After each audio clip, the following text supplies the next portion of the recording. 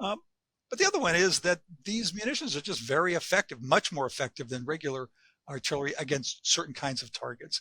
And now with the Ukrainian offensive not doing as well as people had hoped, they need a boost, and this could provide that boost. Mr. President, cluster munitions, why now? We've run out of ammunition.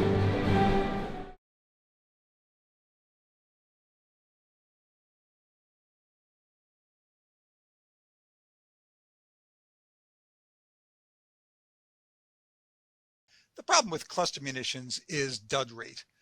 Because these munitions drop large numbers of what are bomblets, depending on how they land, some of them don't go off and will hang around. And that number is anywhere from 2% on up, depending on the terrain.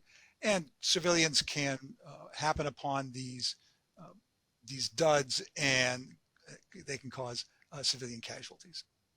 What happens is that projectile will let these bomblets loose up in the air, so the bomblets spread out over an area and go off like hand grenades all over a large area, and that spreads out the weapon's effects. That's why they're so good as to attack areas. And classic targets would be infantry, because infantry typically spreads out, artillery positions, and vehicle convoys.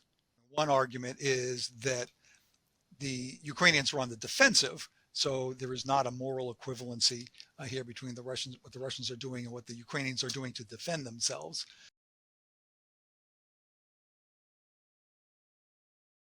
U.S. inventories of other munitions are already very low. We've given about as much as we can, so there really isn't an alternative out there now.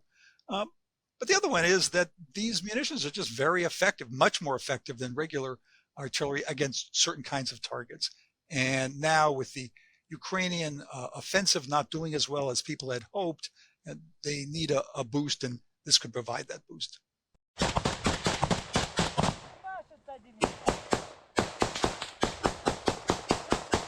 There have been a number of members of Congress and many humanitarian organizations that have raised concerns and opposed the transfer. The Biden administration has been quite emphatic about its reasons for doing this, and it has a very strong consensus on Capitol Hill, both Democrats and Republicans, that we need to send these munitions, that we need to do more. So, well, most of our allies have signed the convention prohibiting these weapons.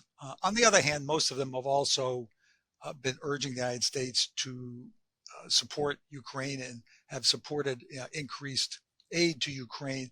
So I think that they are muting their reservations about transferring these weapons at this time and under these circumstances. Well, what the Ukrainians have to do is to be careful where they use these weapons and to avoid using them in villages, for example, because you also get very high dud rates in built up areas. They're much better in open areas. So I would hope that that insight, that targeting advice has gone along with the weapons.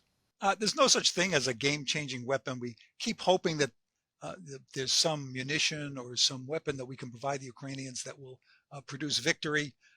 You hear that back when there were discussions on Patriot, when there were discussions about tanks, and discussions about F-16s, and now cluster munitions. On the other hand, all of these weapons are useful. They're all effective on the battlefield. They will all help Ukraine in its struggle, but no single weapon is going to produce victory.